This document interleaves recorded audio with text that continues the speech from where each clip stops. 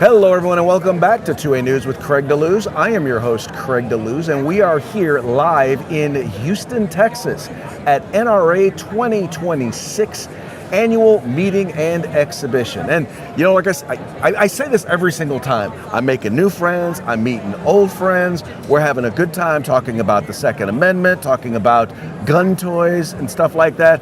And this is a gentleman who has never been on this program, but he's been on Morning Coffee with Craig with me. He's been on The Rundown with me. And today he's here to talk about, Doctors for Responsible Gun Ownership. Yeah, ladies and gentlemen. Just doctor stuff, right? Doctor stuff. So this is Dr. John Edeen. Hey everybody, how we doing? I'm sure they are doing phenomenal. This is just fun though. I'm enjoying myself. I always enjoy coming to these meetings because we just have such a good time, get a little fellowship, it's just good stuff. It really is. It's good seeing your old friends, basically. We've known each other a little over a decade. Yeah. I know, because that's when I started we first met at the Gun Rights Policy Conference. Yep. And we've been kind of hanging out, doing the public rounds ever since. Oh yeah. Getting in trouble together. Excellent. Do me a favor, let the folks know, how did you get into, being a doctor, and a lot of doctors, I hate to say it, a lot of medical advocacy or doctor advocacy is not pro-Second Amendment. Oh no. How did you get into Second Amendment advocacy as a doctor? Well, it really came down to concealed carry in hospitals. We've seen a lot of the active shooter stuff, and my concern has always been, a hospital is another gun-free zone that is just ripe for these murderers to go crazy. And we see shootings in hospitals. We don't see like the school shooting type of things, but we'll see, somebody who's upset with their doctor and they decide to shoot the doctor and whoever else. But there's a history of terrorism against hospitals in Europe and in Asia. There's several big ones in Russia. There was one in Yemen, and so hospitals are a target. And so what I was trying to do was to get our county medical society to endorse concealed carry in hospitals. And of course, that went down in flames. Right. And this was back in 2013. At the same time, I met Mark Walters from Armed American Radio, and he was doing the Gander Mountain events, and I got a chance to talk with him, and we hit it off pretty well, and he invited me to come to the NRA meeting in Houston in 2013, back in Houston again. Oh, wow, okay. And I met Masad Ayub, and decided I was going to train with him. I was looking to train with Rob Pincus. And then he invited me to go to Gun Rights Policy Conference, which again was in Houston that year. Oh, wow, okay. And so I managed to make it out there, and there was a man named Tim Wheeler who spoke, and he was the founder of Doctors for Responsible Gun Ownership. Wow. So after he came off the stage, I came up to him, I said, Dr. Wheeler, my name is Johnny Dean, I'm a pediatric orthopedic surgeon, what can I do to help? And his eyes got really big, and he got a big smile on my face, and he goes, you know how rare you are? I said, well, and I explained to him what I was going through, and so that's where we kind of started things off. Well, so here's what's funny. What you're telling me is you got active in gun rights the same exact year that I did. Yeah. Because that was the year that I started with the Firearms Policy Coalition. I had just left the legislature. My boss was termed out. I was brought in to do media for what was then the California Association of Federal Firearms Licensees, or CalFFL. California legislature drops 52 anti-gun bills. And they're like, man, we need a lobbyist. I never wanted to be a lobbyist, never thought about being a lobbyist, but they're like, we need someone who knows the bill. He's like, you just got out, you know everybody here, and you know how the legislative process works. Yeah. You're perfect. Right, so then bam, next thing you know, I'm a lobbyist. So anyway, it's just funny because I never realized, this is the first time we ever talked about like our origin stories. Right, yeah, exactly. Yeah, no, it's true. Anyway, so we got involved right around the same time. Yeah. Twins. Yeah, we're both foolish, right? There you go. We are both. A couple of fools. We are both foolish, except you got involved at least in a state that for the most part does believe in the Second Amendment. Yeah, no, in fact, I've testified in front of the Texas Senate and House, regarding things like concealed carry, constitutional carry, open carry when that was an issue. I was even invited to speak to the House committee after the Uvalde shooting, because they had a bunch of doctors that were anti-2A, and so they wanted somebody who was pro-2A. So I got a chance to at least have an input into that. Unfortunately, they did it on a day that I was on call, and they weren't going to call me till sometime after midnight. So I said, well, I've got a written statement here. You're going to put that in the record, but I can't stay up any longer. I got patients to take care of them. Well, exactly. Well, so let me ask you this. So once again, I've noticed that, first of all, a lot of the studies that come out that are anti-gun, we got to be careful because this camera's right here. Oh, okay. Yeah. A lot of the studies that come out that are anti-gun tend to be done by medical doctors. Why do you think that is? Well, it's because academia is to the left. When you go to Harvard and Yale and I went to Columbia undergrad and medical school, and back in the late 70s and 80s it wasn't as bad, but as we got into the 90s, things went further to the left, and now we see that they're just crazy left. I mean, if you look at all the stuff that academia is putting out, it's just crazy stuff. And so I managed to get through an Ivy League school without becoming a lefty. I thought that was a pretty good thing. I didn't get. They tried to do me the Marx and Engels reader and all that kind of stuff, and I'm reading that stuff and I'm going, none of this stuff makes any sense, because people aren't going to do this. People are going to do what's best for them. They're not going to do the collective thing, what's best for the collective. That's a bunch of hooey. Yes, it is. Yes, it is. So I just and I'm kind of an individualist anyway. I do stuff. I was in a private practice group for many years, and it was. I wasn't a corporate guy at that point. Although recently we actually did join a big hospital group. Right. COVID kind of took care of some of that, and we can go, over and over and over with COVID. I mean, the medical community has sold us all out. And I saw it from the inside. They have, and it's sad because now that the truth and more and more information is coming out, they're realizing that we're realizing that we've been sold a bill of goods, and it's undermined our trust in the health establishment. Absolutely. It's very much like they don't. There's two groups that I found that don't trust us with the truth. It's the medical community and the government. Yeah. Right? They don't trust the people to make good decisions, so they want to give them only the information that will support the position they want people to take. Right. Well, and you have to follow the money. You have to understand, during COVID, it was all about the vaccines and the billions of dollars that the government was going to pay out for the vaccines. Right. And like, for instance, I was on one of the big hospital committees, and I asked them, why aren't we doing any studies with ivermectin or hydroxychloroquine? Oh, no, we can't do that. Well, why not? They had no answer. Right. And the answer is because in order for those experimental vaccines to be approved, there cannot be a legitimate other treatment. For them to be fast-tracked, there can't be another treatment. In other words, hundreds of thousands of people, I believe, died because they wanted to get their vaccine. Yeah. Oh, yeah. And we know that there were a lot of complications with those vaccines.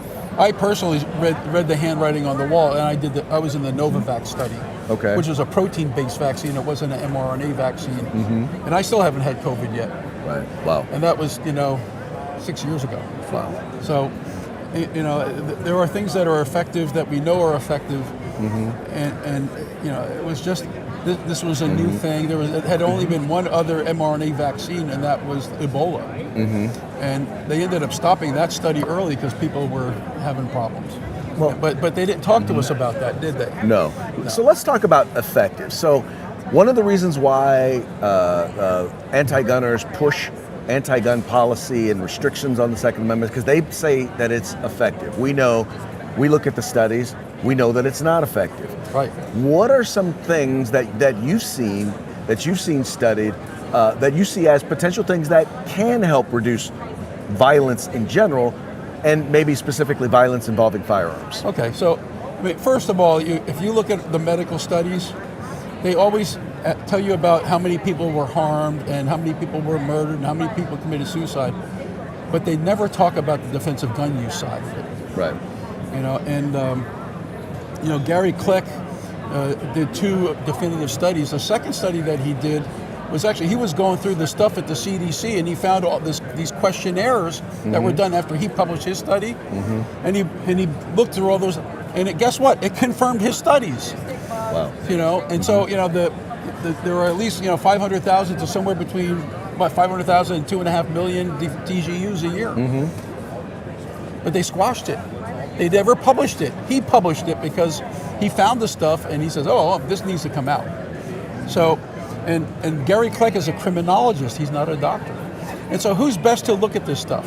Okay, does a doctor keep a criminal from shooting people and robbing people? No.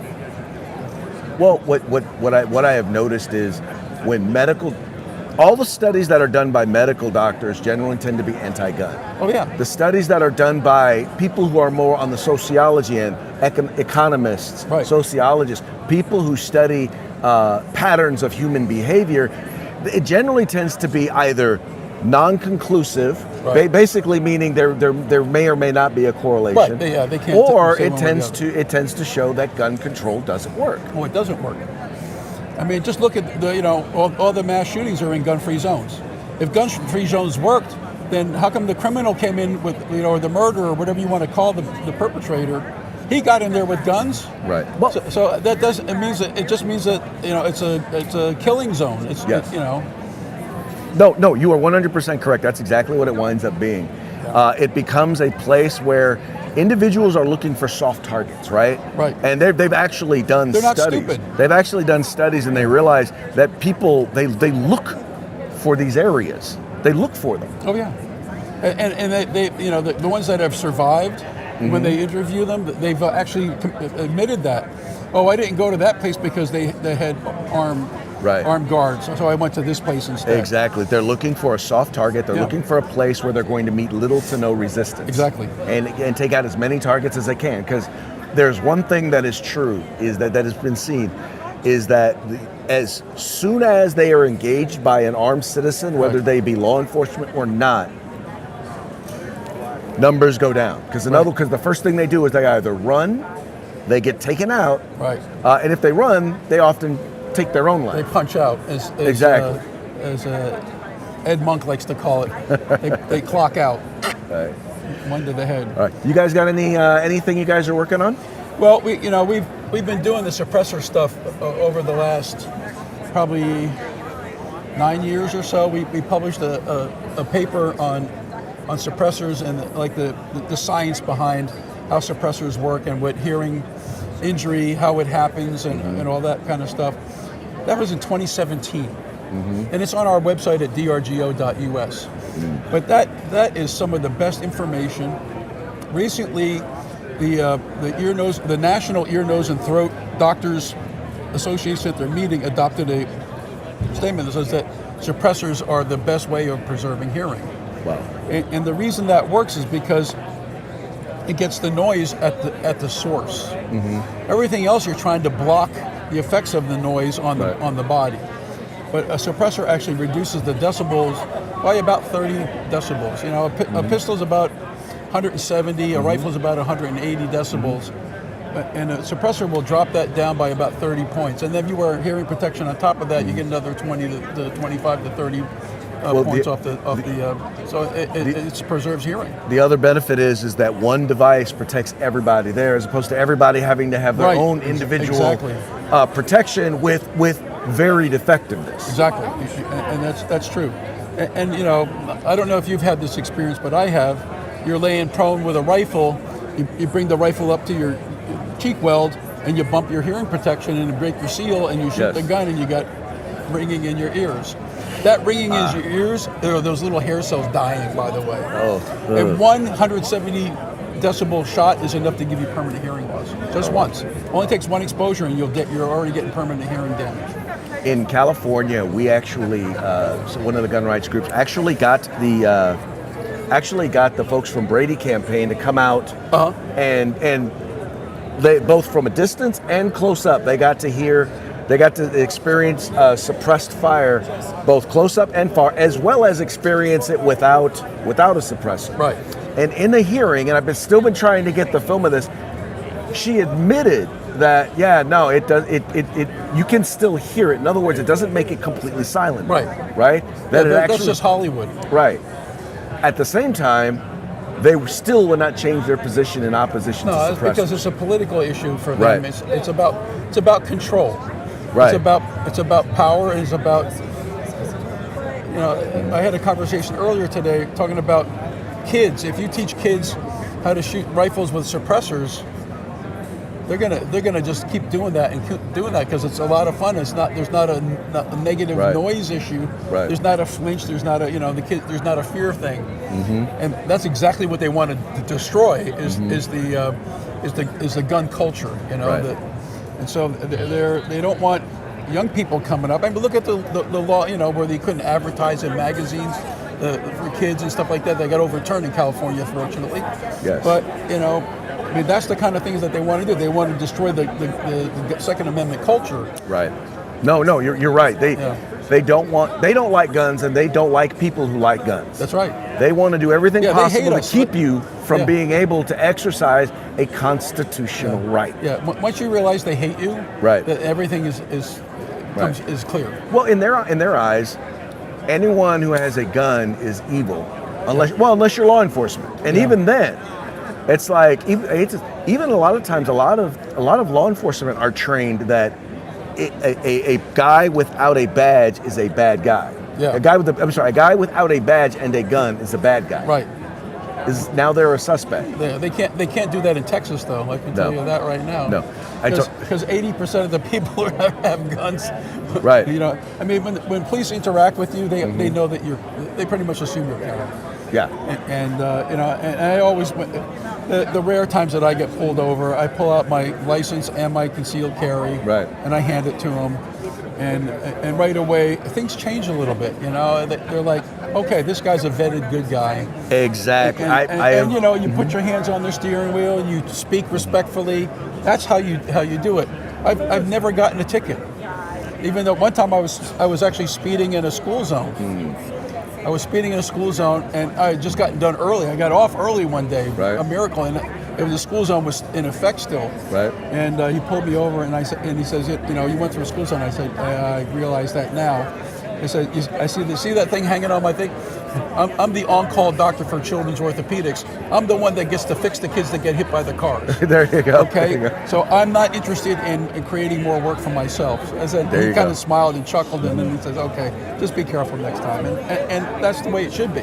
Well, exactly. It's funny. I as a standard practice, first of all, when I get in the car, I take I have my license, insurance, and everything, and I put it in a place where I don't have to reach into anything to get it. And I hand them that along with my concealed carry permit. And the only response I've ever gotten was twice. Once, the guy was like, he was surprised because it was like Santa Barbara County, and they don't give them out there. So he's like, okay, this guy must know somebody. That type of an attitude.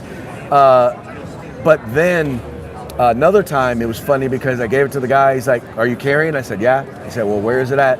I told him it's on my hip. He's like, okay, well, tell you what, you don't pull yours and I won't pull mine. I said, you got it, Gio. That's fair. It's like, that's fair. That's very reasonable. Yes.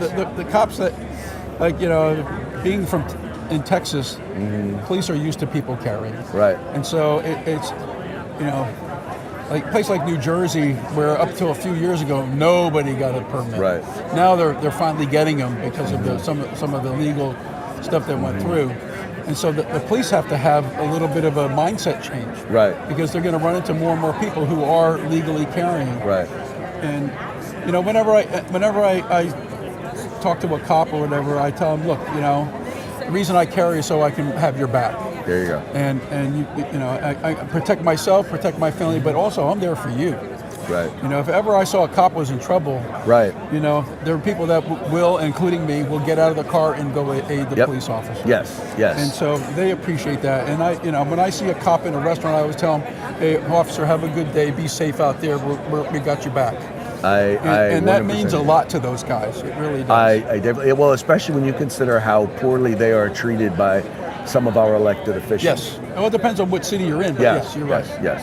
Anyway. How can folks get more information about Doctors for Responsible Gun Ownership? The best place is our website, which is drgo.us. Mm-hmm. You're going to find a lot of position statements. You're going to find the thing about the suppressors. You're going to find some stuff about what do you do if your doctor asks you if you own a gun. Mm-hmm. There's a whole series on public health and guns. So there's a lot of good information there. A lot of stuff will come up you won't even realize until you go to your doctor's office and then say, oh man, I wish I had read that. So before you go to your pediatrician's office, go read those articles so you know how to respond when they try to push this crap on you. Got one question for you. I wanted to ask this and I totally forgot before we go. So your organization is called Doctors for Responsible Gun Ownership. Real quick for the audience, define responsible gun ownership. It's basically obeying safety laws, safety rules, and using getting educated and learning to use your firearms the way they're supposed to be used, responsibly, right? And you want to be a responsible gun owners. If you look around, most of us are just that. We are responsible gun owners. We handle our firearms safely, we store them safely, we carry them safely, and if we have to employ them, we do them within the law. Thank you. I really appreciate you doing that. I just want folks to know that people think that because you own a gun or you want to own a gun or you want to carry a gun that you're looking for trouble. That's the last thing I want. It's the last thing we want. What we know is trouble is out there, and trouble may find us. That's right. And I want to be prepared for me, for you, and for you in case it does. Yeah, I think there's a quote from Lynn Givens who says that I carry a gun so that I don't want to impose my will on other people, but it's because I don't want other people to impose their will on me. Exactly. So anyway. I think that's a smart way of thinking about it. You're carrying a gun so that you can not be taken advantage of and be victimized. Exactly. Anyway, once again, thank you for coming on the My program. pleasure. Looking forward to enjoying some cigars and maybe some whiskey later on. Yeah, today that'd be good. That would be good. All right, folks. Well, that's going to be it for this episode of 2A News with Craig DeLuz. We will be back later with more interviews with friends and colleagues here at NRA 2026 in Houston, Texas. I'll at you later.